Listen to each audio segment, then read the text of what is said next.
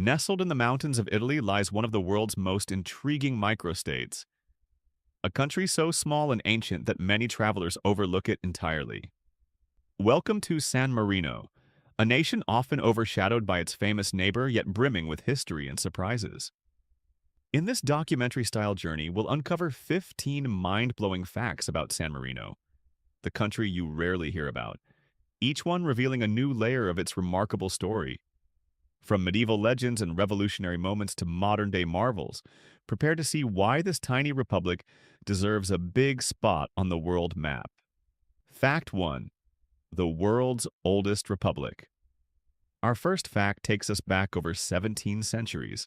San Marino proudly claims the title of the world's oldest extant sovereign state and the oldest constitutional republic.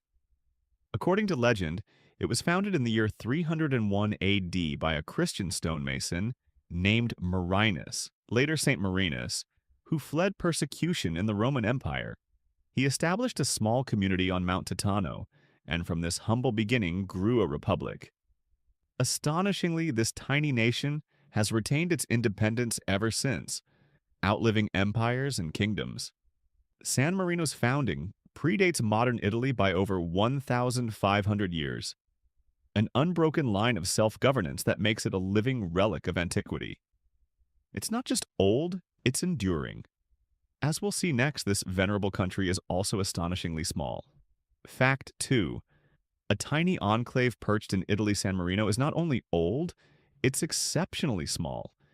In fact, it is the fifth smallest country in the world, covering just about 61 square kilometers, 24 square miles of rugged terrain.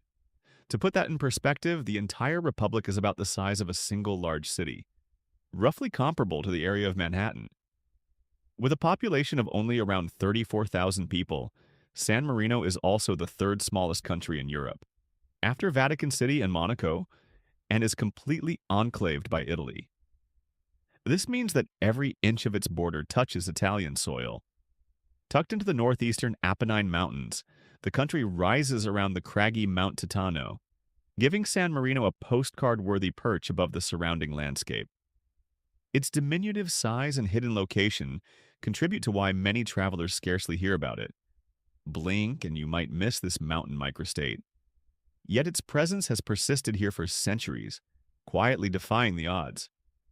However, don't let its petite scale fool you. San Marino's political structures are as unique as its geography. Fact 3. Dual heads of state. The captain's regent. One of San Marino's most fascinating political quirks is that it has not one, but two heads of state, serving simultaneously. These co-leaders are known as the captain's regent, and they rule together for brief terms of just 6 months. Every April 1st and October 1st, power peacefully transitions as the Grand and General Council, San Marino's parliament, appoints a new pair of captain's regent to lead the republic. Uniquely, the two rulers must come from different political parties, sharing equal powers during their joint tenure. This unusual system dates back to 1243 when the first dual leaders were established, and it endures as a modern echo of medieval governance. Imagine a nation with two presidents at once, changing every half year, a concept almost unheard of elsewhere. Yet in San Marino, this provides a balance of power and a symbol of collaborative leadership. It's a living example of old traditions shaping contemporary politics, and it works seamlessly in this small, consensus-driven society. This unique model of leadership has helped San Marino steer through perilous moments in history, including an encounter with one of Europe's most famous conquerors. Fact 4. Napoleon's unusual offer. Even mighty Napoleon Bonaparte took a respectful stance toward this little republic. In 1797, during his Italian campaign, Napoleon's advancing army posed an existential threat to San Marino.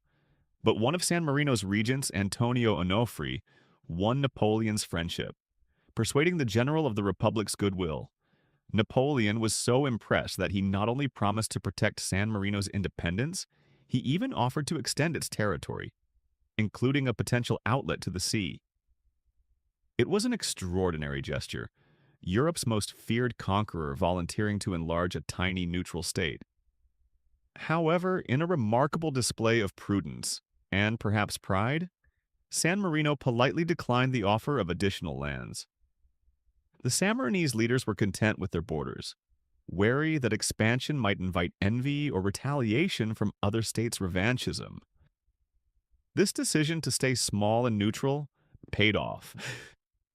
By sparing San Marino and honoring its independence, Napoleon inadvertently helped ensure this mini-republic's continuity while other Italian states were absorbed or dissolved. But San Marino's knack for survival didn't end with Napoleon's era. A few decades later, the Republic would again prove its principles during Italy's turbulent unification. Fact 5.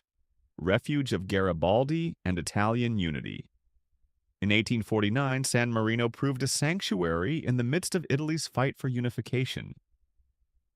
Giuseppe Garibaldi, the famed revolutionary general who was instrumental in uniting Italy, found himself and about 2,000 of his followers on the run, surrounded by enemy forces. They fled to San Marino seeking refuge on Mount Titano's slopes. Despite immense pressure, the tiny republic honored its tradition of asylum and refused to surrender Garibaldi and his men. Sammarinese authorities diffused the crisis by skillfully negotiating, even as Austrian troops encircled their borders. In the end, Garibaldi and his soldiers were able to slip away peacefully, thanks to San Marino's protection. This act of solidarity did not go unnoticed. When the Kingdom of Italy was formed, it respected San Marino's independence, a promise cemented by a treaty of friendship in 1862. San Marino thus remained the only Italian microstate not swallowed up during unification, in part because it had bravely sheltered those fighting for Italy's freedom. It's a paradoxical legacy. By harboring revolutionaries, San Marino preserved its own sovereignty. This act ensured San Marino's independence remained secure. In fact, San Marino's dedication to Republican ideals was so renowned that even a leader across the Atlantic took notice. Fact 6. Honored by Abraham Lincoln. San Marino's commitment to Republican values earned it admiration from unexpected places. In 1861, the government of San Marino made United States President Abraham Lincoln an honorary citizen of the Republic. This symbolic gesture of friendship was reciprocated with a remarkable letter from Lincoln. In his reply, President Lincoln praised San Marino, writing that, "Although your dominion is small, it is one of the most honored in all history." He lauded the tiny country as proof that a government founded on Republican principles could be secure and enduring. Imagine. Amid the turmoil of the American Civil War, Lincoln took the time to acknowledge this distant mini-republic for its example of liberty. The exchange became a proud moment in San Marino's history, reflecting how its reputation for freedom and stability had spread worldwide. A copy of Lincoln's letter is still displayed in San Marino today, a reminder that size is no barrier to esteem, and that this little republic earned respect from one of the greatest champions of democracy. As the world entered the 20th century, San Marino's cherished neutrality and values of liberty would soon be put to the ultimate test in the most devastating conflict of all. Fact 7. Neutral in World War II and a haven for 100,000 refugees during World War II, while much of Europe was engulfed in conflict, San Marino managed to maintain official neutrality. This stance was not easy. The country faced pressure and even misinformation.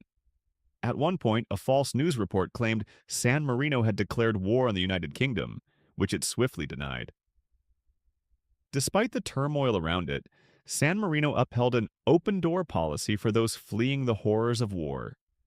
In 1943 to 44, this tiny neutral republic with a population of just 15,000 opened its borders to approximately 100,000 Italian refugees. People escaping bombings and persecution found shelter on Mount Titano, straining San Marino's resources to the limit. Imagine a nation essentially swelling by 6 or 7 times its own population with evacuees, an enormous humanitarian effort. Though Allied forces did mistakenly bomb San Marino in 1944, fearing it was occupied by German troops, the Republic had no armaments or camps, only refugees and civilians. San Marino's wartime actions lived up to its long-standing motto of liberty, providing sanctuary to the persecuted in Europe's darkest hour. It's an often overlooked chapter that shows this little country's big heart. And in peacetime, San Marino's progressive spirit shone through the forward-thinking laws it enacted early on. Fact 8. First to abolish capital punishment. You might be surprised to learn that San Marino was a pioneer in abolishing the death penalty. It holds the distinction of being the first sovereign state in the world to formally outlaw capital punishment in practice. San Marino carried out its last execution in the 15th century, 1468 according to historical records, and later took steps to ban the death penalty entirely. First for ordinary crimes in 1848, and for all crimes by 1865. To put that timeline in perspective, San Marino ended executions long before most larger nations even began debating the issue. For example, Italy didn't fully abolish the death penalty until almost a century later. This early renunciation of capital punishment reflects the Republic's enduring commitment to humanistic values and the rule of law. It's remarkable that a tiny country atop a mountain led the world in this aspect of justice, standing as a beacon of enlightenment in an era when such views were far from mainstream.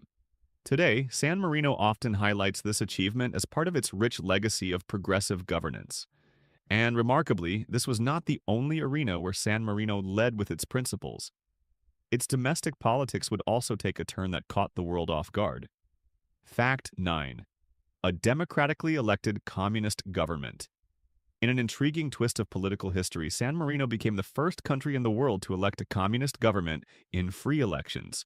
Right after World War II in 1945, a coalition of the Sammarinese Communist Party and Socialist Party won democratic elections, and for over a decade, 1945 to 1957, they governed the republic. This made San Marino an anomaly, especially in Western Europe. A tiny independent republic peacefully led by a communist coalition during the early Cold War years.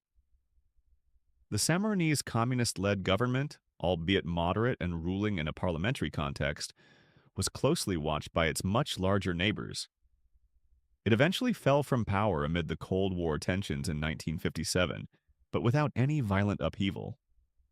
This chapter is little known today, yet it underscores the political diversity and experimentation in San Marino's modern history. The very fact that such a small nation could democratically choose a different path and then peacefully transition away from it speaks to the stability and adaptability of San Marino's institutions. Despite such experiments, San Marino never lost sight of its heritage. The evidence of its medieval past still crowns Mount Titano, so much so that the entire capital has been recognized as a site of global significance. Fact 10. A UNESCO World Heritage Medieval City. Walking through San Marino's capital feels like stepping into a fairy tale. And indeed, the entire historic center of the city of San Marino, along with Mount Titano, has been designated a UNESCO World Heritage Site.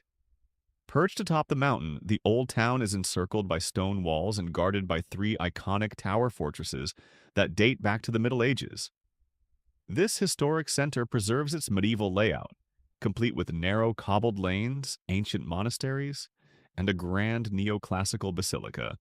UNESCO inscribed San Marino in 2008 as a testimony to the continuity of a free republic since the Middle Ages, noting how the city's strategic mountaintop position helped it retain its historic appearance over centuries. Unlike many European towns, San Marino's capital was never extensively remodeled by the industrial era or modern development. It remains remarkably authentic. The 3 towers of San Marino, Guaita, Cesta, and Montale, sitting atop the peaks of Mount Titano, are symbols of the Republic's liberty and are even depicted on its national flag. For visitors, this heritage is palpable. You can explore the same lookout points and public squares that citizens have cherished for generations. It's no wonder that San Marino's breathtaking blend of history and scenery earned it a place on the World Heritage List, highlighting that this country you rarely hear about is in fact a treasure trove of culture. But San Marino is not just a museum of the past. It is also a vibrant modern nation, with living standards among the highest in the world. Fact 11. High quality of life. Wealthy and healthy. For a small republic, San Marino packs a punch in terms of prosperity and well-being. It consistently ranks among the wealthiest countries in the world by GDP per capita, thanks to a diversified economy based on finance, industry, services, retail, tourism, and careful fiscal management. Strolling through its towns, you might notice the high-end shops and well-maintained infrastructure, signs of an affluent society. Alongside its economic success, San Marino's citizens enjoy one of the longest life expectancies on the planet. As of 2024, life expectancy at birth here is around 85 to 86 years on average, which is the second highest in the world after Monaco. This impressive longevity is often attributed to the country's quality healthcare system, healthy Mediterranean-influenced lifestyle, and clean mountain environment. Moreover, San Marino has very low crime rates and one of the lowest unemployment rates in Europe, contributing to a strong sense of security and contentment. It's fascinating to realize that this tiny nation not only survives, but thrives, topping global charts in wealth and health, even as it remains under most travelers' radar. And in at least one category, this tiny country literally outpaces all others. Fact 12. More cars than people. Here's a jaw-dropping statistic. San Marino is the only country in the world that averages more than one registered car per person. In fact, there are about 1.6 cars for every inhabitant of San Marino on average. This tiny nation, roughly the size of Manhattan, has nearly as many vehicles registered as far larger countries like Belize. How is that possible? The answer lies partly in economics. San Marino has historically been a tax haven of sorts for luxury purchases. Automobile taxes in San Marino range from only about 3.5% to 7%, far lower than Italy's hefty car taxes. So many non-residents register high-end cars through San Marino to save money. As a result, the official number of cars includes thousands of vehicles owned by people outside the country. Even so, the sight of bustling traffic and ample parking in this little republic can be surprising to visitors.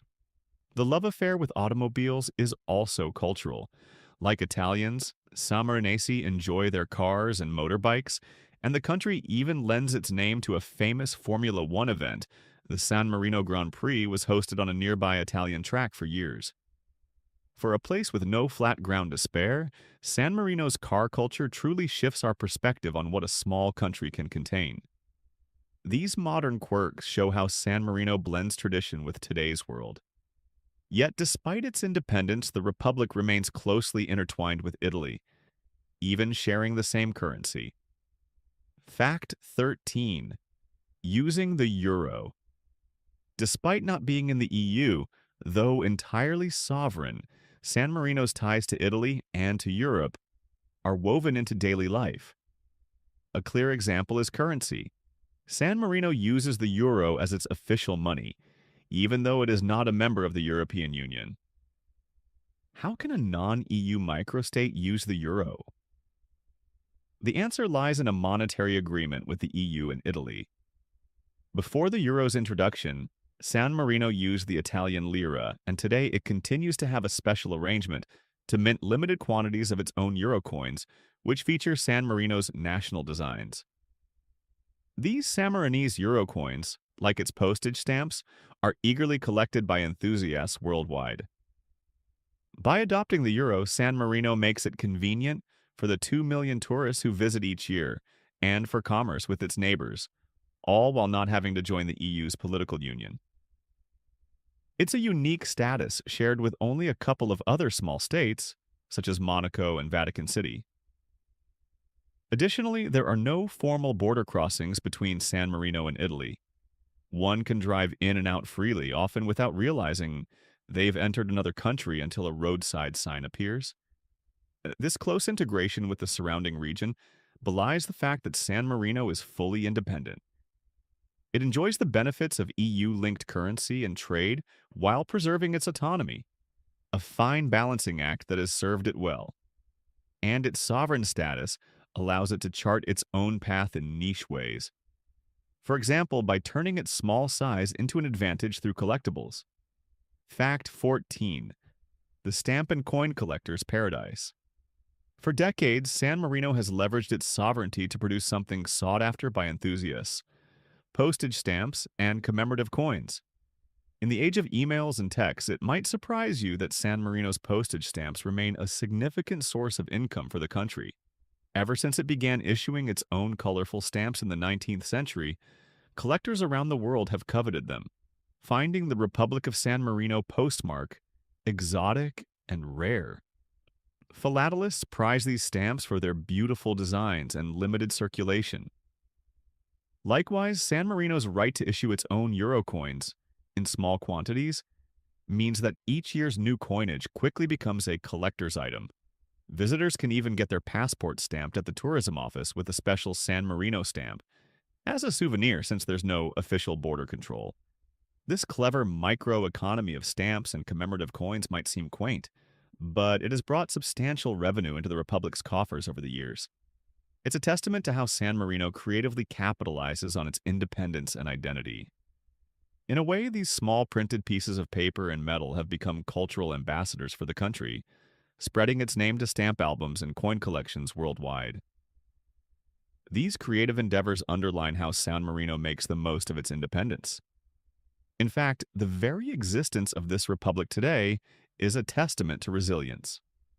To truly appreciate its uniqueness, consider this final perspective on San Marino's place in history. Fact 15. The last of Italy's city-states. Perhaps the most awe-inspiring thing about San Marino is that it stands alone as the only surviving Italian city-state from the medieval era. In the Middle Ages, the Italian peninsula was a patchwork of small republics and duchies: Florence, Venice, Pisa, Siena, and many others. But over time, all were either conquered or merged into larger nations, all except San Marino. It is the only surviving Italian city-state, representing an important stage in the development of democratic models worldwide, as UNESCO described. This tiny republic weathered the ages without being annexed, maintaining its freedom through a mix of diplomacy, luck, and fiercely held independence.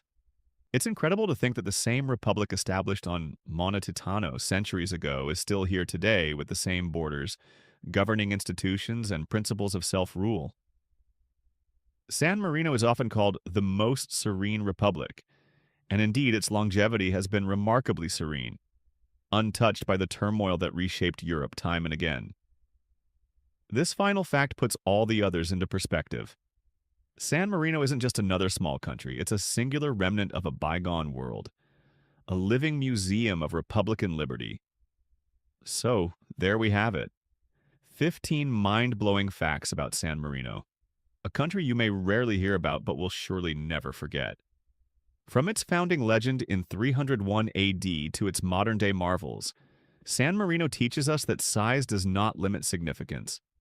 This little enclave has safeguarded freedom, nurtured unique traditions, and thrived against the odds.